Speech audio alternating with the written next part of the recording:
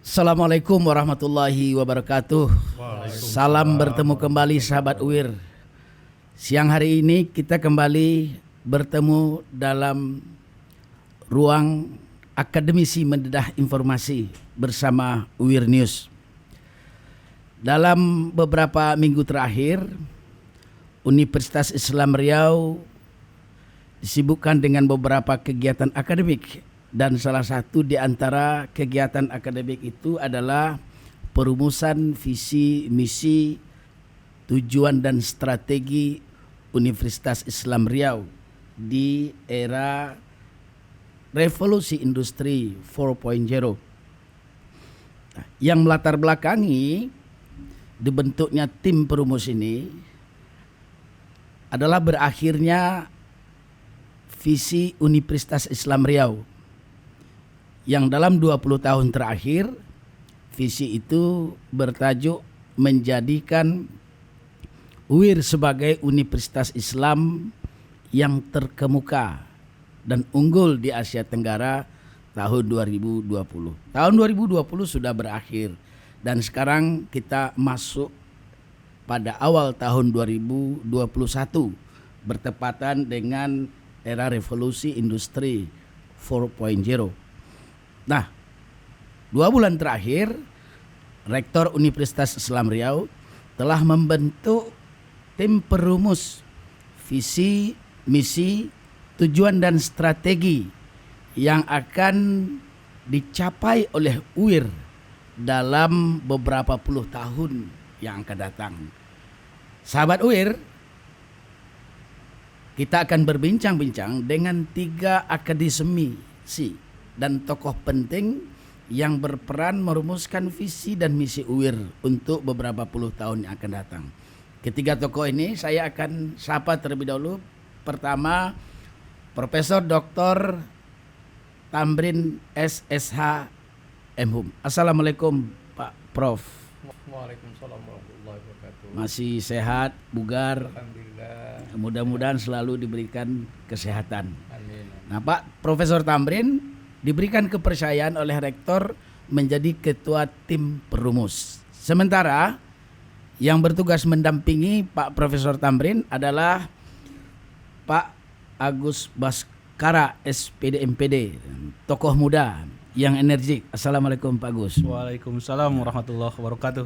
Apa kabar nih? Alhamdulillah, luar biasa Pak. Luar biasa ya. Rambut masih hitam ya. Masih hitam, menjelang belum putih lagi. Belum putih. Mudah-mudahan tidak cepat putih seperti ini tokoh yang satu ini. Agak putih rambutnya. Kita beberapa minggu yang lalu sudah berbincang juga dengan Pak Dr. Haji Rahyunir Rauf MSI. Assalamualaikum Pak Rahyunir. Waalaikumsalam warahmatullahi wabarakatuh. Ini dasi tidak pernah lepas ya. Baik, sahabat UIR, hari ini Kamis tanggal 28 Januari di gedung rektorat ini sedang berlangsung FGD, Forum Group Discussion, yang dipimpin oleh tim perumus dengan melibatkan berbagai stakeholder mulai dari pemerintahan, swasta, kepala daerah, akademisi, masyarakat dan lain-lain untuk dimintai pendapat mereka terkait dengan posisi atau kedudukan UIR dalam era revolusi industri. Kita akan bertanya terlebih dahulu kepada Pak Tamrin. Nah, Pak Tam, apa yang melatar belakangi dari terbitnya SK Rektor terkait dengan dibentuknya tim perumus visi dan misi? Tadi juga sudah saya singgung, tapi kita minta Prof yang menjelaskan secara detail. Oke. Terima kasih Pak Sapredi. Jadi sekitar 2 bulan yang lalu Pak Rektor meng-SK-kan kami sebagai tim perumus visi misi UIR ini dengan berbagai teman-teman disiplin ilmu yang berbeda. Saya sendiri ya dari Fakultas Hukum, ya kalau dilihat umur ya sudah pensiun sebetulnya. Sudah. Tapi karena masih diberikan kesempatan bersama dengan Pak Rahyunir, Pak Agus Baskara, Jadi oleh Pak Rektor saya ditunjuk sebagai ketua. Kemudian menunjuk teman-teman lain sebagai sekretaris Pak Agus Beskara. Kemudian anggota Bapak Rayunir. Pak Rayunir ini orang yang luar biasa. Luar biasa energik ya. Energik karena dia juga selalu terpakai di mana-mana. Mudah-mudahan cepat jadi guru besar. Ya, mudah-mudahan kita berdoa supaya cepat jadi guru besar. Kalau dia yang mengusulkan guru besar nanti mungkin guru besarnya akan mempercepat juga menyetujui untuk bisa dikirim ke LLDT dan seterusnya. Kemudian juga ada dari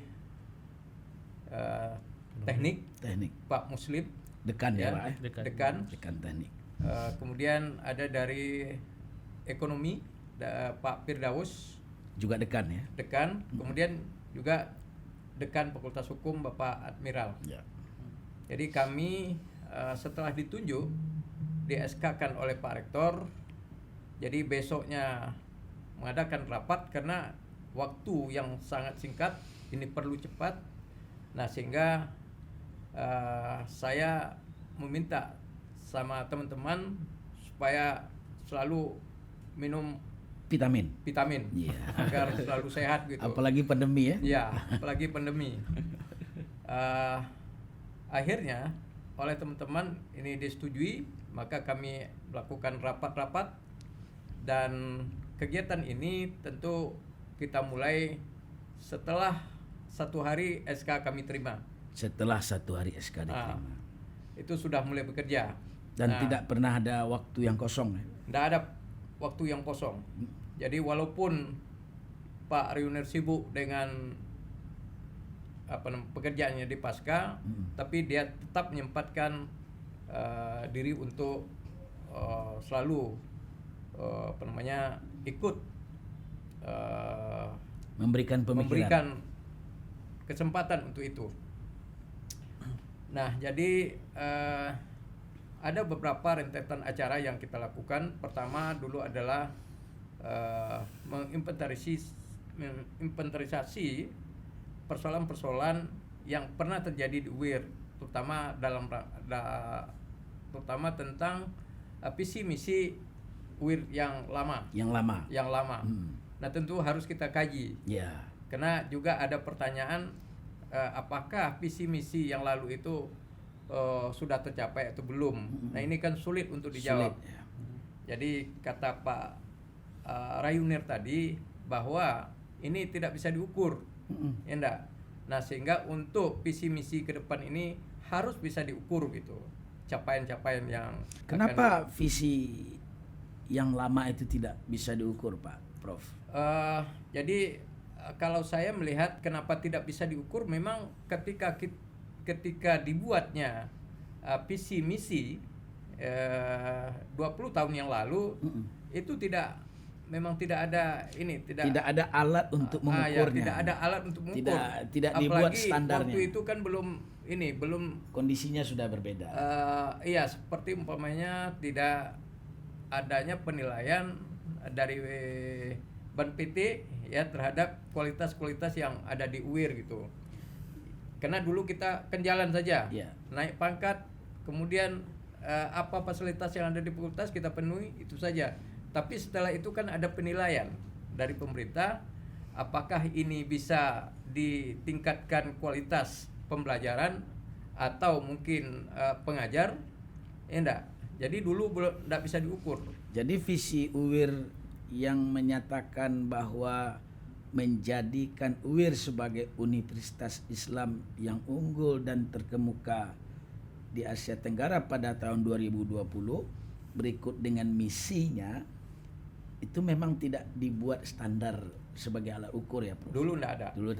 Yang penting ada kelengkapan visi dan misi. Jadi dulu itu yang penting kita punya visi. Ya enggak, yang penting kita punya visi. Ya enggak, dulu. Yang kedua juga kita waktu itu kan SDM kita kan belum seperti sekarang. Ya. Nah, sekarang guru besar kita saja sudah 12 orang. Ya enggak. Mungkin yang terbanyak di universitas swasta di Sumatera ini. Di Kopertis wilayah Di 10 ya, Kopertis. atau di LLDP Iya, iya. wilayah 10. Baik, Prof. Terima kasih sementara waktu, Ya. Prof. Pak Agus, menurut Pak Agus apa kerugian kalau visi dan misi ini tidak dibuat standarnya? Apakah ini juga akan berpengaruh terhadap pencapaian tujuan, atau ini semata-mata karena faktor dorongan dari penilaian akreditasi? Ketika kita merumuskan visi ini harus menggambarkan keinginan bersama kita, warga UIR ini. Walaupun itu ada tuntutan dari pemerintah lewat Ban PT, itu kan hanya tuntutan eksternal saja. Sementara yang harus kita tumbuhkan adalah kesadaran internal mau kemana kita ini. Apalagi saya ya mewakili di UIR ini mungkin generasi yang termasuk yang muda ya. Saya baru masuk UIR tahun 2009, jadi baru 10 tahunan gitu. Ini kan masih panjang ceritanya ini. Dan untuk membangun cita-cita ini kan perlu pengerahan kekuatan pemikiran kita, sumber daya kita. Sehingga ini sangat penting sekali Pak, tidak hanya sebatas untuk memenuhi akreditasi saja gitu. Sehingga kita akan menemukan titik di mana kita bangga dengan UIR ini, lahiran batin kan, luar dan dalam kita bangga, berbaju UIR kita bangga. Kenapa? Karena kita punya cita-cita yang sama-sama kita ingin capai, itu Pak. Kalau kata Bung Karno, Pak Agus, gantungkan cita-citamu setinggi langit gitu ya. Tapi apa urgensi visi bagi sebuah universitas, Pak Agus? Itulah yang akan menjiwai universitas itu akan dibawa kemana Pak. Dulu visi kita kan ingin unggul dan terkemuka di antara universitas Islam yang ada di Asia Tenggara. Itu kan cita-cita juga. Cuma kelemahan yang dulu itu kita akui bersama bahwa pertama kita tidak punya yang namanya KPI, Key Performance Indicator yang jelas gitu. Kapan sih kita bisa mengklaim udah unggul gitu? Karena ketika kita pelajari kata unggul dan terkemuka itu akan menggambarkan ranking urutan kan Pak. Anak yang unggul adalah anak yang masuk 10 besar kalau di kelas gitu. Nah sekarang kita tidak bisa seperti itu. Maka dengan adanya visi rumusan yang baru ini nanti kita harus punya KPI itu Pak. Sehingga itulah yang menjadi ruh kita nanti akan kemana. Apa yang membedakan antara pemilihan kata unggul terkemuka dengan visi baru yang mungkin nanti akan bocor juga di forum ini kan? Sudah mau dibocorkan di Prof. Jadi kalau visi yang lama itu membenchmark kita dengan perguruan tinggi lain Pak. Jadi kita mengcompare bahwa kita membandingkan dengan perguruan tinggi yang ada di Asia Tenggara, khususnya perguruan tinggi Islam. Kita unggul nggak di antara mereka gitu. Arah visi misi yang baru, kita tidak memaksakan diri untuk membandingkan dengan berbagai macam perguruan tinggi ini.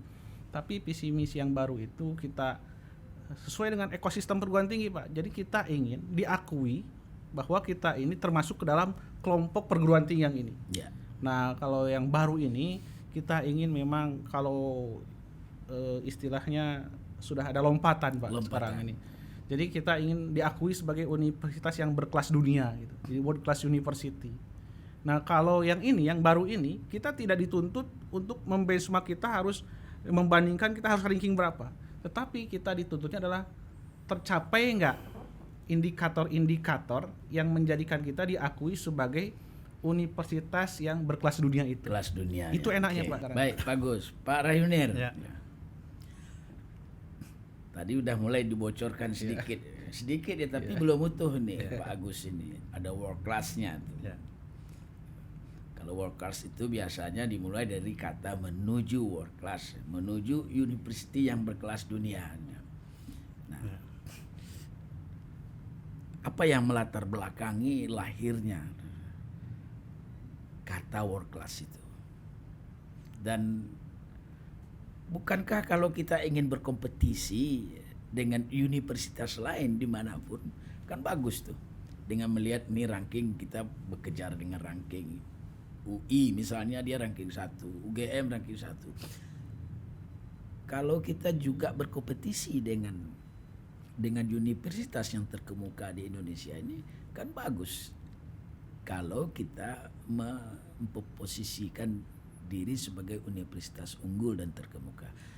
Tapi tim Perumus memiliki pandangan lain. Gimana Pak Yunir?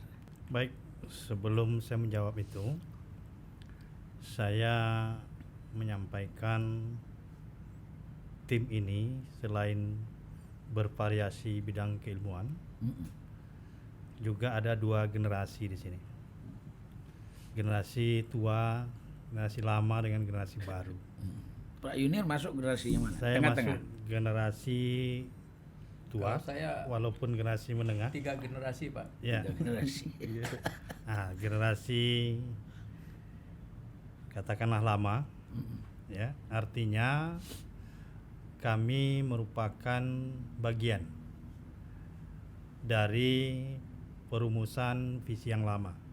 Saya dengan Prof. Tamrin dalam tim ini, sehingga dalam proses transisi ini, visi lama ke visi baru, nah tentu kita juga perlu transfer baik keilmuan, pengalaman, nilai-nilai kelembagaan pada generasi muda, ya.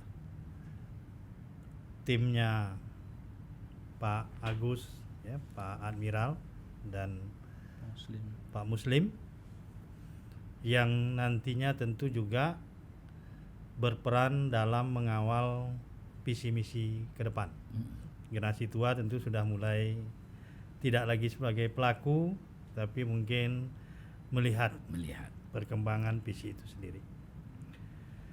Nah, dari sisi tadi kita berangkat kepada world class university. Ini salah satu jalan untuk mendapatkan suatu visi yang lebih rasional. Walaupun ini mendunia, kalau dihubungkan dengan kata tadi Asia Tenggara, Asia, nah ini harus ada alat pembanding, tadi sudah disampaikan. Alat pembanding dengan perguruan tinggi lain untuk pencapaian visi itu sendiri. Nah, kondisi masing-masing universitas ini berbeda. UIR sebagai universitas swasta, sebagai universitas Islam, tentunya akan berbeda dengan universitas yang sudah memang punya reputasi di tingkat nasional. Katakanlah UGM, ITB, UI, UNPAD. Nah, memang persaingan itu untuk memicu kita untuk mempercepat seluruh pencapaian kinerja. Namun di kondisi yang lain, perguruan tinggi yang kita jadikan acuan tadi, tentunya mereka akan lebih cepat lagi. Kalau ibarat balap Formula 1, memang dia punya mobil yang memang sudah sangat memadai dan memang sudah terlatih secara lama. Speednya lebih kencang. Nah, kalau dia kecepatannya 100 km per jam, nah mungkin kita 80 km per jam itu tidak akan pernah terkejar. Sehingga unggul tadi tidak akan pernah tercapai kalau kita menggunakan ukuran tadi unggul dan terkemuka. Nah, sedangkan konsep world class university ini konsep yang menggambarkan capaian kinerja, tercapai atau tidak tercapainya kita sebagai universitas yang berkelas dunia tanpa membandingkan dengan universitas lain. Dengan pencapaian indikator-indikator yang sudah ditetapkan, memang ini sudah terukur. Nah, kita tidak mau lagi pengalaman visi kita yang lama yang tidak memiliki indikator dikenakan kondisi dulunya yang dibuat karena memang tuntutan harus ada visi dari pemerintah. Nah, sehingga dalam membuat visi yang baru kita kesulitan mendapatkan hasil capaian visi kita sebelumnya. Karena alat ukur lengkapnya tidak visi ada. yang sudah dirumuskan oleh tim itu apa, Pak Yunir? lengkapnya visi kita ada beberapa alternatif, baik dari sisi bahasa, ada yang murni bahasa Indonesia, ada yang campuran, Bahasa Inggris, bahasa Arab. bahasa Inggris, ada bahasa Arabnya. Nah, beberapa pendapat tadi mengakomodir seluruh alternatif itu. Nah, kalau bahasa Indonesianya menuju Universitas Islam berkelas dunia berbasiskan iman dan takwa. Berbasiskan iman dan takwa.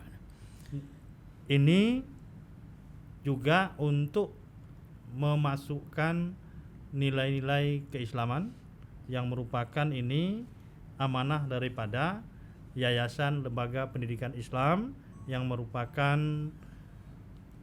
induk orang tua daripada Universitas Islam Riau. Mungkin bisa dijelaskan maksud dari masing-masing terminologi yang ada dalam konsep operasional visi itu, Pak Rayunir. Ya. Baik, kata menjadi itu merupakan perubahan. Perubahan. Ya. Kata menjadi. Perubahan dari kondisi yang sebelumnya. Nah, tadi sebenarnya kita ingin mengetahui posisi di mana UIR berdiri, UIR berpijak pada saat ini. Tapi ini yang belum secara konkret dapat kita katakan karena belum ada alat ukur tadi. Nah, oleh karena itu kita berupaya untuk mendapatkan informasi posisi di mana UIR berada dengan cara tim melakukan evaluasi. Walaupun ini tidak maksimal, tapi kita mengadakan ukuran. Nah, sehingga terdapatlah beberapa indikator yang memang sudah mengarah kepada internasional dan ada beberapa indikator yang masih kita ada di belakang. Nah, ini kita rangkum sehingga kita mengambil suatu kesimpulan secara umum. Nah, namun bukan berdasarkan data kuantitatif, tapi data kualitatif. Nah, artinya kondisi sekarang dengan kata menjadinya ini tentu potret kita 20 tahun atau 25 tahun ke depan. Barulah dia menjadi pada saat sana. Sekarang baru awal kita untuk menjadi universitas berkelas internasional. Kelas internasional. Dunia. Baik, Pak Rayunir, Ya. saya mau pindah sebentar ke Pak Tam. Pak Tam, kenapa tidak mencantumkan angka pada visi yang baru? Kalau pada visi yang lama kan ada 2020. Pada visi yang baru yang disampaikan oleh Pak Rayunir itu tidak ada pencantuman tahun yang itu menjadi target dalam pencapaian visi. Apa yang menjadi pertimbangan tim? Jadi begini, sebetulnya belum final. Belum final ya? Belum final. Besok masih kita bicarakan baik visi, ya, ruang lingkup maupun jangka. Jadi mungkin itu besok barangkali. Jadi kenapa tidak ada jangka waktu? Mungkin ada alasan-alasan tertentu. Dengan memberikan jangka waktu juga ada alasan-alasan yang tertentu. Jadi itu belum final. Belum final ya? Belum final. Nah, proses penggodokan visi ini sampai dia final itu sejauh mana melibatkan banyak unsur? Jadi memang tadi saya sudah katakan bahwa proses dari sampai saat ini itu memang banyak kegiatan yang sudah kita lakukan. Ada diskusi internal, ya, kemudian kita juga ada jajak pendapat dengan mahasiswa, alumni dan berbagai pihak di luar sana untuk menilai UIR ini, ya enggak. Jadi oleh karena itu proses ini tentu tidak menurut kita, tapi menurut masyarakat. Kalau boleh tahu apa hasil penilaian masyarakat terhadap UIR sekarang? Jadi kalau saya lihat tadi dari 3 kelompok itu melihat UIR sangat maju sekali. 3 kelompok ini mungkin bisa tadi, dijelaskan. Ya, Prof. tadi kelompok internal UIR. Internal yang di ruang auditorium. Internal itu terdiri dari guru besar, dekan. Ya, intern Kemudian kita. Internnya Nah, tapi yang 3 lagi itu ada yang ekstern. ekstern. Satu kelompok ada dari Jerman ya. Kemudian ada dari berbagai Perguruan tinggi. Tinggi lain. perbankan ya. Ya, perbankan. Nah, satu Usaha. kelompok lagi Pemerintahan. ada dari industri. Industri. Nah, mereka menilai UIR ini perlu ada pembenahan-pembenahan, perlu ada penambahan-penambahan. Namun mereka mengakui UIR ini sudah maju gitu. Ya, menurut ukuran mereka. Kalau dari hasil kajian tim perumus, apa yang diserap dari pihak luar terhadap kekuatan UIR dalam menyongsong dan mewujudkan visi? Oh ya, jadi begini, mereka juga meminta ada perubahan kurikulum sesuai dengan kebutuhan pasar. Jadi mungkin industri ya. Kemudian perbankan, Polda juga tadi menginginkan nanti ada kerjasama antara UIR dengan Polda. Polda. Kejati begitu juga. Karena masih banyak di antara penyidik, masih banyak di antara penuntut di kejaksaan yang belum memiliki pengetahuan yang memadai. Jadi itu perlu kerjasama. Mereka berharap seperti itu. Begitu juga tadi dari kesehatan ya, meminta agar UIR ini membuka nanti pendidikan kesehatan. Ya, apakah farmasi atau mungkin kedokteran gigi. Magister ilmu kesehatan. Iya. Ya, itu harapan mereka. Harapan mereka. Karena mereka menilai bahwa itu belum ada. Belum ada Tapi di- kebutuhan pasar Sangat tinggi. sangat tinggi. Oke, Nah, baik. ini saran-saran mereka. Baik, Prof. Ya. Nah, Pak Agus, tadi dijelaskan oleh Pak Tam tentang tuntutan dari masyarakat terhadap perubahan kurikulum. Iya, Pak. Kebetulan Pak Agus kan juga sedang berada di lembaga penjaminan Iya, mutu. Pak. Nah, ini gimana menjelaskannya kepada masyarakat bahwa mutu UIR sekarang ini sesungguhnya sudah adaptif Iya. dengan perubahan masyarakat. Ya, Pak. Jadi kita selalu berusaha untuk mengupdate ya kebutuhan masyarakat, termasuk juga tuntutan dari kebijakan pemerintah. Tahun 2020 ini ada yang baru Pak dari Mas Menteri itu ya. Mas Nadiem ya. Ya Mas Nadiem itu bahwa kita di kampus ini harus memberikan kemerdekaan gitu. Makanya ada tajuk yang baru Merdeka Belajar. Kampus Merdeka Belajar. Dan kita menyongsongnya langsung dengan membentuk berbagai macam tim ya Pak, mulai dari tim perumus untuk peraturan ini, buat peraturan Merdeka Belajar di UIR, sudah selesai itu, dan ini berdampak pada kurikulum Pak. Jadi kurikulum yang sekarang sedang dirancang nih, sedang proses Pak di prodi-prodi itu menyesuaikan dengan kebutuhan masyarakat. Kebutuhan masyarakat. Karena sudah ada kerangka kualifikasi nasional Indonesia atau KKNI itu, ditambah lagi dengan mengaplikasikan Merdeka Belajar. Dan itu relevan juga dengan visi misi yang baru Pak.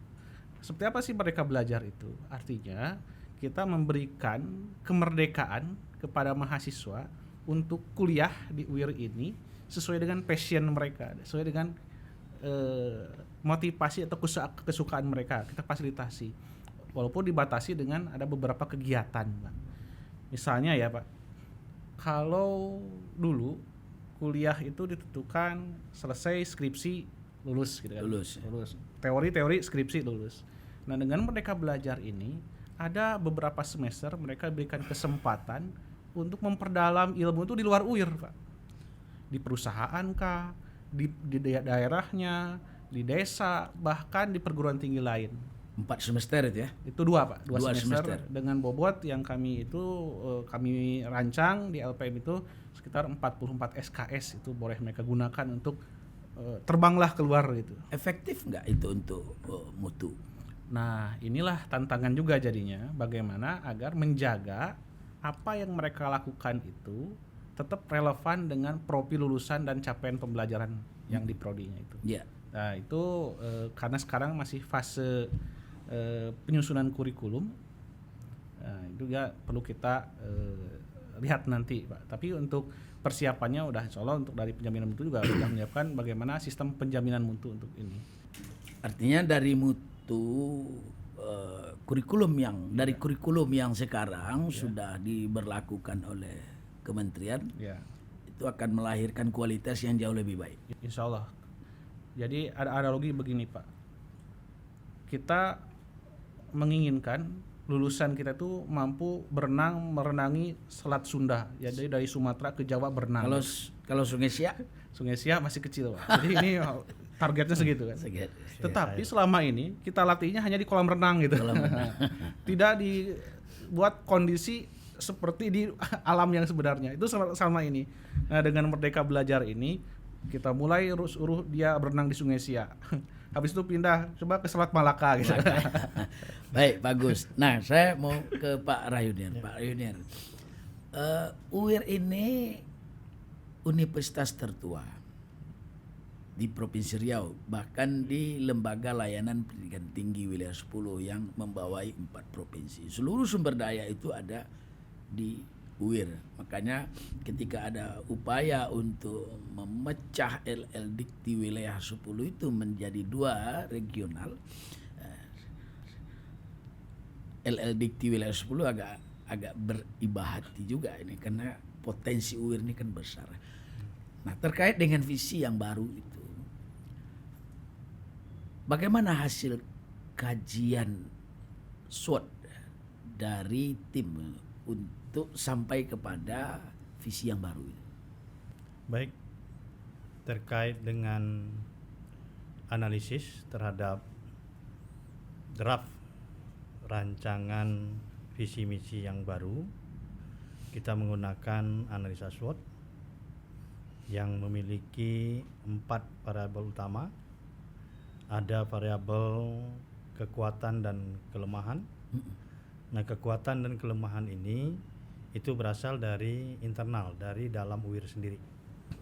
Nah, makanya kita sudah meminta informasi, pendapat, data dari internal UIR melalui FGD internal. Nah, sehingga baik kelebihan-kelebihan UIR maupun kelemahan-kelemahan yang ada di UIR pada saat ini, nah itu sudah kami peroleh informasi-informasi yang mana pada umumnya memang kita memiliki banyak kelebihan dibandingkan kekurangan. Nah, kekurangan-kekurangan mungkin lebih bersifat spesifik atau kekhususan. Katakanlah kelebihan kita dari fisik gedung, mungkin kekurangan pada sarana IT, itu artinya pengkhususan, karena IT ini terus berkembang. Nah, ini contoh daripada kelemahan-kelemahan. Dan kita tak bisa mengelak dari IT ya. Kita tidak bisa mengelak daripada IT kondisi pada saat ini. Dan ini dipengaruhi oleh variabel lainnya, variabel terkait dengan peluang dan tantangan. Ya. Ini adalah variabel eksternal. Jadi mulai dari kebijakan pemerintah yang memprioritaskan salah satu bidang, yakni bidang pendidikan, yang menempatkan anggaran pendidikan itu sebesar 20% dari APBN, ini wujud daripada kepedulian pemerintah. Nah, wujud ini tentu peluang bagi UIR untuk mendapatkan semua peluang dari anggaran pendidikan yang 20% ini. Ya. Mungkin melalui hibah penelitian, hibah pengabdian, dan lain sebagainya. Atau bantuan-bantuan dari kementerian untuk pengembangan UIR ke depan. Nah, ini juga perlu kita manfaatkan untuk mencapai visi UIR ke depan melalui peluang ini. Dan tentu dihadapkan juga dengan tantangan. Nah, tantangan tadi dikatakan munculnya perguruan tinggi yang baru, baik kelasnya lokal, nasional, bahkan internasional. Bahkan sekarang nih di kabupaten sudah banyak berdiri perguruan tinggi. Berdiri perguruan tinggi. Internasional banyak perguruan tinggi yang mencari mahasiswanya ke Indonesia, ke Riau, baik secara langsung maupun melalui online. Ya. Nah, ini juga merupakan tantangan. Nah, termasuk kondisi-kondisi yang bersifat dinamis.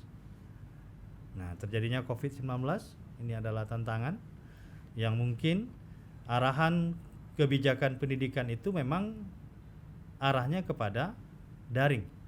Nah, dipercepat dengan pandemi COVID-19. Namun kita tentu secara umum belum siap dengan ini. Proses pembelajaran daring itu apakah juga bagian dari tantangan? Proses daring, tantangan tentu dari sisi SDM, Sumber daya. sumber daya. Baik SDM maupun sumber daya lainnya, peralatan, tingkat kemampuan penggunaan IT. Nah, ini tentu tantangan. Termasuk kebiasaan tenaga edukatif untuk berdaring ria ya. Ya.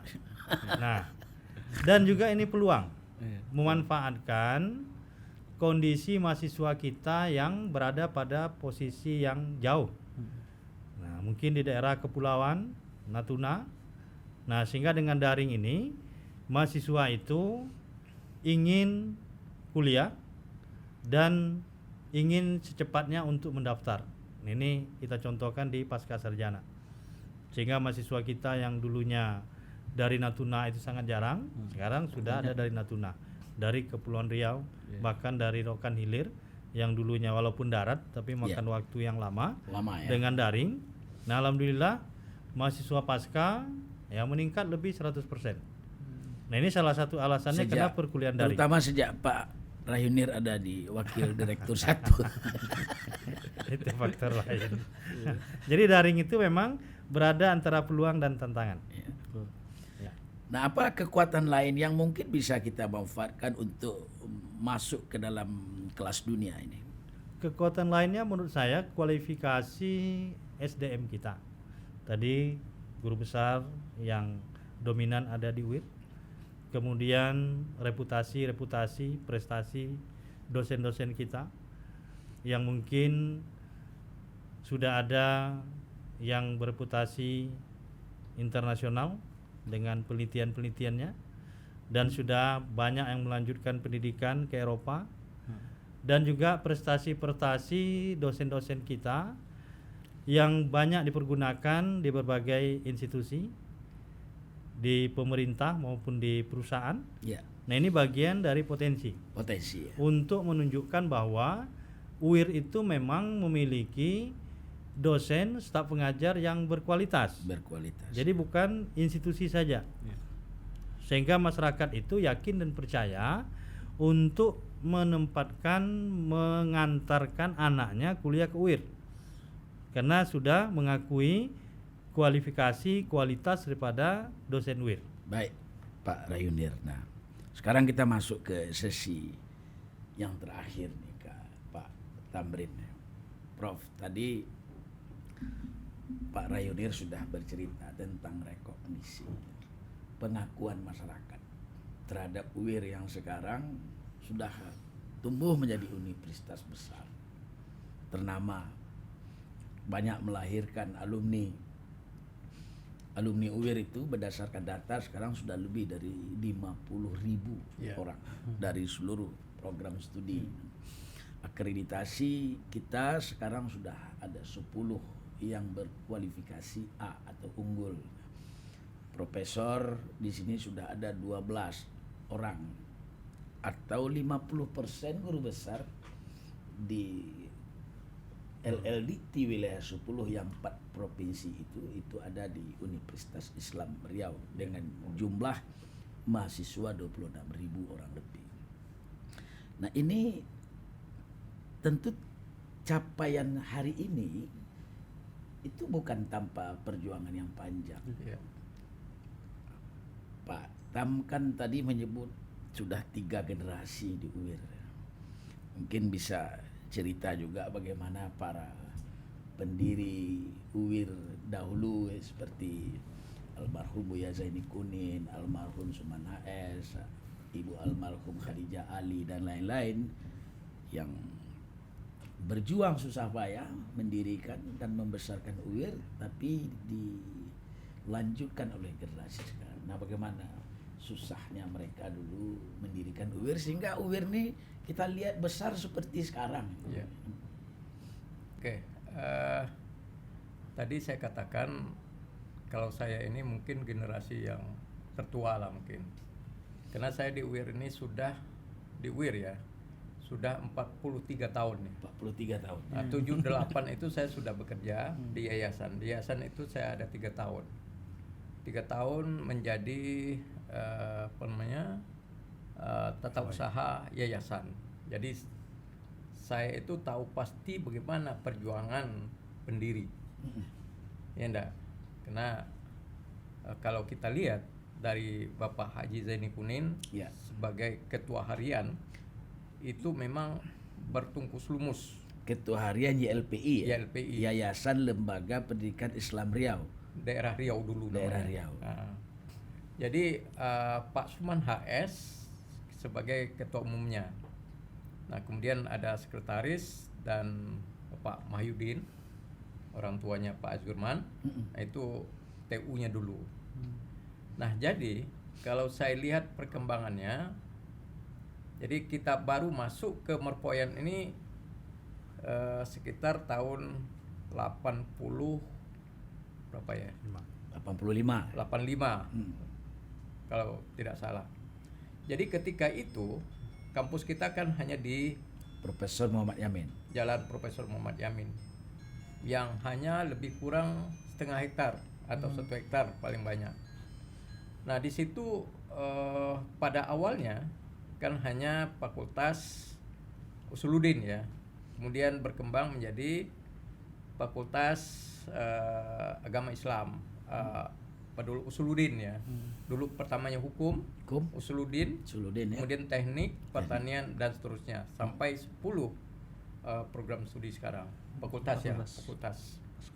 Nah, jadi kalau saya melihat perjuangan dari pendiri, karena yang saya yang selalu saya lihat itu hanya Pak Haji Zaini Kunin. Ya. Karena yang aktif itu adalah Pak Haji Zaini Kunin. Pak Suman AS bukan tidak aktif, tapi dia ini. Jadi yang lebih yang lebih memantau ke bawah, jadi Pak Haji Zaini Kunin. Jadi kalau saya lihat ya perkembangannya luar biasa. Jadi dulu kita beli tanah di sini, kemudian ada saja orang yang menghibahkan tanah di lingkungan ini. Nah, kemudian baru dibangun Fakultas Hukum ya. Kemudian dibangun lagi teknik ya, dan seterusnya.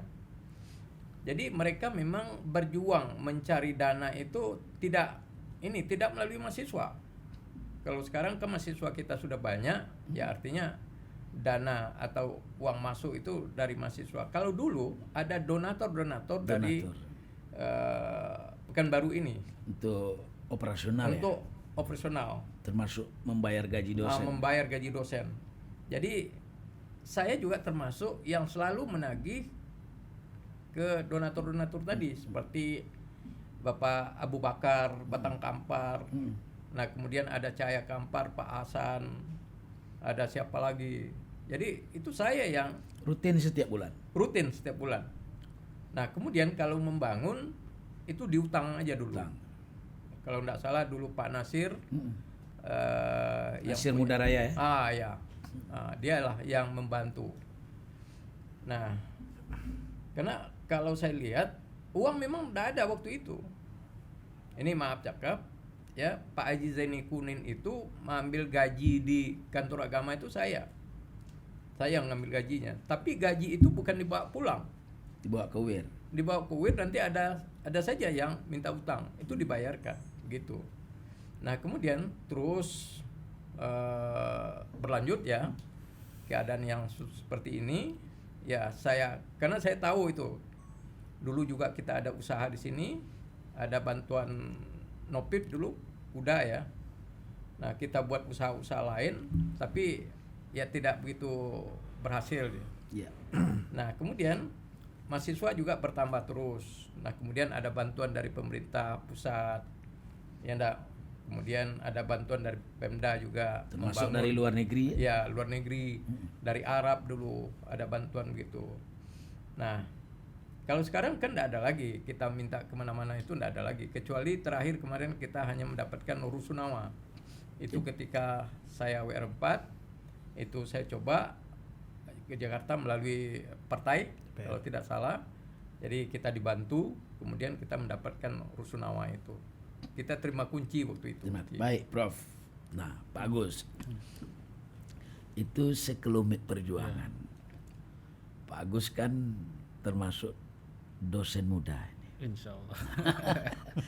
Saya mau tanya Pak Agus, seberapa bangganya Anda menjadi dosen UIR sekarang? Ya. Itu kalau beliau ini yang mencangkul duluan ya. Saya ini masuk UIR padi udah hampir menguning gitu kan. Dan saya bangga karena saya bisa bergabung dengan institusi ini. Saya perantau Pak, saya asli dari Jawa Barat. Dulu saya waktu diterima di sini masih S1 Pak. Yeah. Saya S1, kemudian saya disekolahkan, balik lagi ke Bandung, bisa balik lagi ke sini. Dan bagi saya UIR udah menjadi jalan hidup saya jadinya. Dan mengapa saya bangga dengan UIR ini? Karena kita bergabung dengan orang-orang hebat Pak. Dengan orang-orang yang ikhlas dulunya membangun Riau ini, membangun pendidikan di Riau ini ya. Dan dengan demikian maka semoga ini menjadi catatan dalam hidup saya jadinya kan ke depannya. Ketika para pendahulu itu menghabiskan hartanya untuk UIR, maka kalau saya tidak punya harta yang dihabiskan, mungkin saya punya usia yang akan saya habiskan di sini. Itu kebanggaan saya nanti. Saya kalau usia di sini untuk membangun. Gitu. Tidak dihabiskan usia di Jawa Barat. Ya. Mungkin jalan hidupnya Pak. Nah Pak Rayunir, Pak Rayunir kan termasuk dosen senior ya. Bagaimana dosen-dosen senior seperti Pak Rayunir dan yang lain-lain melakukan pembinaan terhadap dosen-dosen muda agar pertama ingat juga ini susahnya para pendiri mendirikan, berjuang, membesarkan kampus ini, dan mereka tidak melihat keadaan hari ini. Apa yang mereka lakukan dahulu mereka tak melihat, tapi dia siapkan sarana perjuangan yang luar biasa sehingga di kampus ini tak kurang lebih dari 1.000 orang yang menggantungkan harapan. Nah, bagaimana Pak Rayunir memberikan pemahaman atau doktrin kepada Sivitas Akademika ini? Baik, karena bercerita tadi pengalaman, saya pindah ke UIR tahun 95. Kemudian kondisi UIR dalam proses pertumbuhan, baru ingin berkembang. Ya. Dan dalam proses waktu itu saya juga dipercaya menjadi pimpinan UIR bersama Prof. Tamrin ketika itu 2005 sampai 2009. Memang masa-masa perjuangan membesarkan UIR. Kalau tadi masa-masa menghidupkan UIR, bagaimana universitas ini hidup, kami memiliki tanggung jawab bagaimana membesarkan UIR. 4 tahun kami bertugas sebagai pimpinan UIR pada saat itu. Nah, segala upaya kami lakukan untuk pengembangan UIR ke depan. Nah, tentu segala pembinaan itu berdasarkan tugas dan fungsi kita sebagai seorang pimpinan. Ya. Nah, namun ada tugas kita sebagai pribadi. Saya dari dulu memang ingin membina dalam bentuk transfer ilmu maupun transfer pengalaman. Nah, oleh karena itu setiap di mana saya bertugas, baik itu di Visipol maupun di Pasca, saya tetap membina dosen-dosen junior dalam bentuk memberikan motivasi, dalam bentuk melakukan kegiatan dengan prinsip berbuat pasti akan menghasilkan uang. Berbuat pasti akan menghasilkan uang. Ya. Jangan tidak berbuat tapi mau menghasilkan uang. Ya. Jadi jangan uang dulu baru berbuat, karena kalau ada uang pasti semua orang bisa. Dan alhamdulillah kawan-kawan yang masih junior, nah ini dapat mengikuti itu dan alhamdulillah juga berkembang. Ya mungkin contoh lebih kecil di program studi, alhamdulillah dosen-dosen junior kita dah berlomba dan berkembang baik dari sisi pendidikan, jabatan fungsional. Karena saya juga berprinsip sampaikan kepada dosen-dosen muda, kita bangga dengan UIR dan kita harus membanggakan UIR dengan prestasi kita. Kita bangga dengan UIR Dari kita dan harus membanggakan UIR. Ya, itu prinsip yang Dengan saya prinsip sampaikan kepada yang muda. Dan saya berbuat, saya menulis ya untuk diri saya sendiri dan untuk nama UIR ke depan yang dapat lebih dikenal oleh masyarakat melalui tulisan-tulisan kita, melalui buku-buku kita. Karena pengakuan kita itu besar, kita itu hebat, tentu penilaian dari unsur luar, baik untuk kita pribadi maupun untuk UIR sendiri. Baik, terima kasih Pak Rayunier. Mudah-mudahan UIR akan terus maju, berkembang dan semakin dicintai oleh masyarakat, tidak hanya di Provinsi Riau tetapi di seluruh Indonesia bahkan di dunia. Sahabat UIR, demikian bincang-bincang ringan kita dengan 3 tokoh di Universitas Islam Riau yang tadi sudah saya sampaikan di awal. Bapak Profesor Dr. Tamrin SSHM Hum, beliau pernah menjadi Wakil Rektor 4 dan staf pengajar di Fakultas Hukum UIR.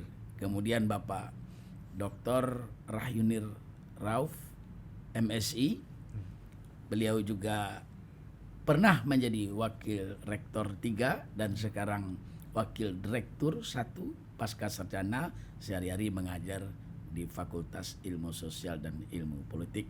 Kemudian Bapak Agus Baskara SPD MPD, beliau adalah seorang peneliti yang menjadi penjaga gawang dari Lembaga Penjamin Mutu Universitas Islam Riau dan sehari-hari mengajar pada Fakultas Keguruan dan Ilmu Pendidikan Universitas Islam Riau.